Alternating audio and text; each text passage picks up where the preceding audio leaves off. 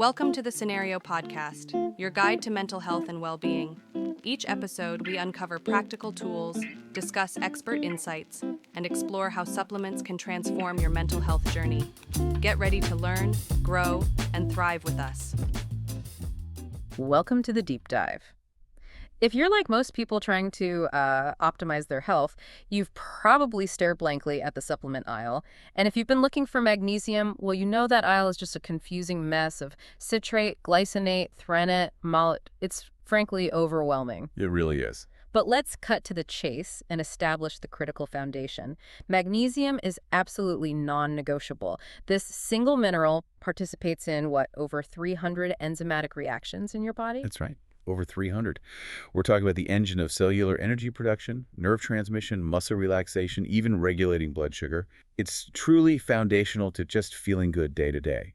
And that feeling of overwhelm you mentioned, it stems from the fact that while the mineral itself is essential, there really is no one-size-fits-all delivery system. So our mission today is to give you the shortcut to choosing correctly. We're zeroing in on the two most popular and honestly genuinely effective forms, magnesium glycinate and magnesium citrate. Okay, glycinate and citrate, got it. The goal here is to help you align your supplement choice precisely with your specific health need. Are you looking for the ultimate way to promote relaxation and, say, deep sleep? Or are you primarily focused on smooth, regular digestion? Right, different goals. Exactly. Yeah. Both of these forms are highly bioavailable, meaning your body can actually absorb and use them efficiently. That's key. But the real insight we're unlocking today is that their underlying chemical structure dictates their primary effect on your body. Okay, let's unpack the structural difference because this sounds like where we move beyond the generic supplement summaries and get into the real deep dive territory. The mineral magnesium itself is identical in both, right? Identical. Yep. The divergence lies in what the magnesium is chemically bound to.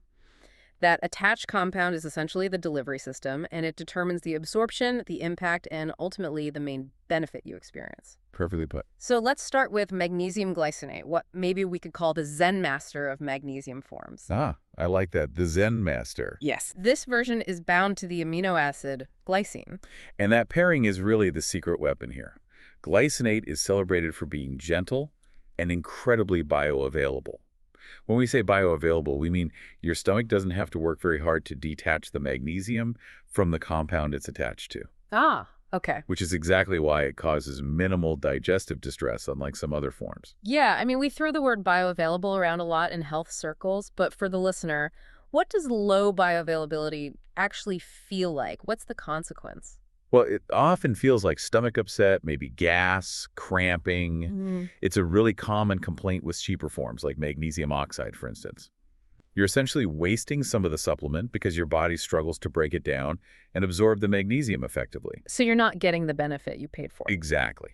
Glycinate kind of sidesteps all that because it's chelated. That means the magnesium is fully protected by the glycine molecules, allowing for much smoother absorption. That makes perfect sense. So we're not just paying for the magnesium, we're paying for that superior, gentler delivery mechanism. Makes sense. But what about the glycine itself? You mentioned it has calming properties, but why? How does that work? Right. This is the critical insight. Glycine isn't just a passive carrier molecule. It's actually an inhibitory neurotransmitter in your central nervous system. Inhibitory, meaning it slows things down, calms things. Precisely. When you take glycinate, you're essentially boosting your body's natural calming signals. Glycine works alongside other neurotransmitters like GABA, promoting that relaxing effect, particularly in the brain.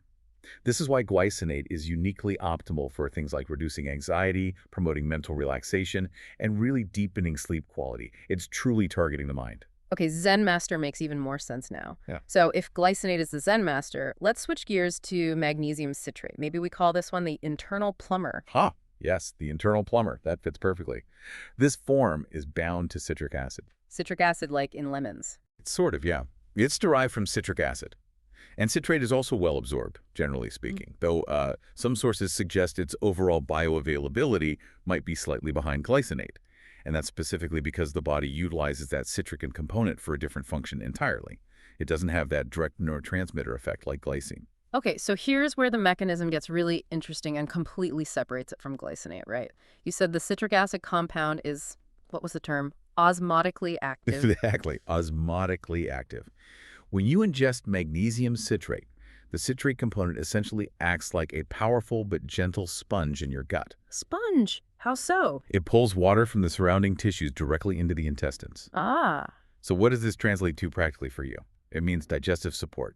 It softens the stool, and it prompts regular, smoother bowel movements. So if your core problem is, say, sluggish digestion or maybe occasional constipation, the very mechanism that makes citrate may be slightly less effective for pure systemic absorption, that osmotic activity, is precisely why it becomes the perfect digestive aid. Absolutely, you've nailed it. The bound compound dictates the primary outcome. Glycine provides that neurological calm, while citric acid provides internal movement. Simple as that, really. Okay, now that we have the mechanisms down, glycine calming the nerves, citrate moving the bowels, let's connect that action directly to the outcome you, the listener, might be seeking. We need to talk specific use cases. Right. So if your main focus is on mental wellness, perhaps managing chronic stress, or really trying to improve the duration and quality of your sleep, then glycinate is pretty much the obvious choice because it directly influences those inhibitory neurotransmitters we talked about. Its benefits include palpably reducing feelings of stress and anxiety. You can actually feel calmer. Many people report that, yes. It also supports muscle relaxation quite well, which is fantastic for reducing maybe even exercise-induced spasms or those really frustrating middle-of-the-night leg cramps. You know, I have to admit, I used to just grab citrates sometimes because it was cheaper on the shelf. But now, understanding the direct impact glycinate has on sleep and calming the nervous system, that fundamentally changes my personal cost calculation, you know? It shifts the perspective. Yeah, if the goal is truly to unwind at night and get better sleep, glycinate seems like the much more tailored solution. Definitely. Conversely, though, if you find yourself struggling with a slow digestive system, or if constipation is a recurring issue, citrate becomes the definitive digestive choice. Its primary benefit is providing natural, relatively gentle relief from constipation. And it's important to note, like you said, this isn't some harsh chemical laxative. It's working with your body's natural osmotic pressure. That's a key distinction. So for those who might be looking for, say, a mild cleansing or detoxification effect, or maybe just seeking an affordable, accessible magnesium boost that also keeps things regular, citrate is an excellent fit. Absolutely. And it still supports general energy metabolism and muscle function, of course. It just comes with that added bonus of promoting regularity. This really hammers home the point, then. You should select your magnesium not just based on price or what's easiest to find, but really drill down on the physiological problem you are trying to solve. Mind or gut. Precisely. Problem first, then solution. Okay, that brings us perfectly to the practical trade-offs, especially when we look at tolerance and cost, because they seem almost diametrically opposed in this respect. They really are quite different. We established that glycinate is incredibly well tolerated. It's often called the gold standard for people with sensitive stomachs, maybe IBS, or those who suffer from acid reflux. That's because it is so gentle and very rarely causes GI upset. But there's always a trade-off, isn't there? This superior absorption, comfort, and that targeted calming effect usually come at a higher price tag. Glycinate is generally the more expensive option per milligram of magnesium. And citrate is basically the mirror image in terms of digestive impact.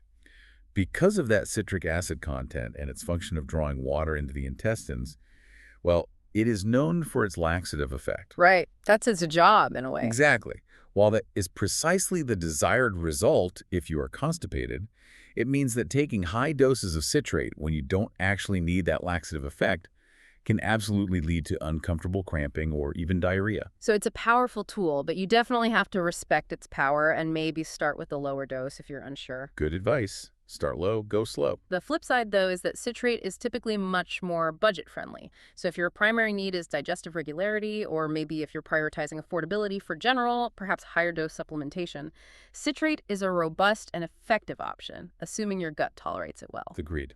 Cost versus comfort and specific effect. Now for the logistics. Timing. This seems important, too.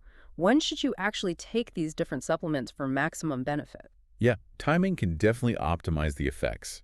Since magnesium glycinate's primary goal is to engage that calming Zen-like state, it is overwhelmingly best taken in the evening. Ideally, maybe 30 to 60 minutes before bed. That helps support that shift into relaxation and prepares you for sleep. Makes sense. Let the Zen master work overnight. Exactly. And since magnesium citrate's main role, our internal plumber, is promoting, or sometimes, let's be honest, forcing digestion. Yeah. It can be taken with meals, typically in the morning or perhaps the afternoon. Taking it with food can sometimes help buffer that osmotic effect slightly and aids absorption throughout the day when you need digestive support. Okay, evening for glycinate, daytime with food for citrate. Clear. But before anyone rushes out to completely revamp their supplement cupboard based on this, we absolutely have to cover some crucial safety and warning information. Yes, essential stuff. First off, how do you even know if you need magnesium in the first place, or if you might be deficient? Good question. What are the signs? Well, common signs of deficiency are quite broad, unfortunately, but key things to look for include muscle twitches or cramps, maybe chronic fatigue that doesn't seem to have another cause, poor concentration, mood swings, and definitely pervasive sleep problems. Now, if you suspect a serious deficiency based on these symptoms, the best course is always to see a healthcare provider. They can confirm this definitively through a simple blood test. Don't guess if it's severe. Right. Self-diagnosing based on vague symptoms can be tricky. Get it checked. And this raises another really important issue: medication interactions. This is non-negotiable. Always get professional advice here. Absolutely critical. Magnesium supplementation can interact with certain medications. We're talking some antibiotics, specific types of diuretics, and certain heart or bone medications. To ensure you don't compromise the effectiveness of those essential drugs or cause any unwanted interference, you should always space out your dose. How much space? The general rule of thumb is take magnesium either 2 hours before or 2 hours after taking other medications. But crucially, always consult your prescribing doctor or pharmacist if you are on any prescription drugs before adding magnesium. That is such a crucial point, especially since magnesium is something people often view as a pretty low-stakes natural supplement. It can still interact. It absolutely can. And there is one more serious caution we must highlight from the sources: people with severe kidney disease. Yes, this is extremely important. Anyone with diagnosed kidney disease should always consult their nephrologist or primary physician before supplementing with magnesium, or any mineral, really. Why is that so critical? Because your kidneys are responsible for regulating mineral levels in your blood. If they're impaired, they may struggle to effectively eliminate excess magnesium from the body. This can potentially lead to a condition called hypermagnesemia, which is basically magnesium toxicity, and that can be serious. So safety first, always, especially in those specific situations. Okay, kidneys and medications, check with your doctor. Got it. So as we bring this deep dive to a close, let's try to summarize the key takeaway. After all this, you should now know that the best choice between glycinate and citrate depends entirely on the problem you are trying to solve in your body. It's all about the goal. If your primary goal is unwinding, easing stress, achieving deeper, more restorative sleep, or maybe if you just need a really gentle, highly bioavailable supplement for long-term mental wellness, the Zen Master Magnesium Glycinate is almost certainly your answer. Well said. But if you're grappling more with digestive slowness, maybe you need help with constipation, or you want a mild, inexpensive cleansing effect, and you know your gut can tolerate that powerful osmotic effect, then the internal plumber Magnesium Citrate is a highly effective and generally more affordable fit. 2 tools, 2 different jobs. Exactly. And remember, underlying all this, maintaining balanced magnesium levels is just vital for hundreds of bodily processes. It's not trivial. So by understanding the distinction between these two popular forms, you're not just, blindly taking a pill. You're strategically targeting support for your energy, your muscle function, your mental balance. This knowledge can make a meaningful difference in how you feel every single day. It really empowers you to choose smarter. And that leads us perfectly to our final provocative thought for you to chew on today. We know this essential mineral supports your body's natural rhythm, helping you feel potentially calmer, clearer, and more in tune. Now that you truly understand the difference between these delivery systems, what small step will you take today to align your supplementation with your specific health goal? Will you hire the Glycinate Zen Master for your mind, or will you call on the Citrate Internal Plumber for your gut? Thanks for tuning in to the Scenario Podcast. Don't forget to visit scenario.com for more expert tips, articles, and supplements designed to support your mental health. If you enjoyed this episode, remember to subscribe and share it with a friend. Until next time, take care of yourself.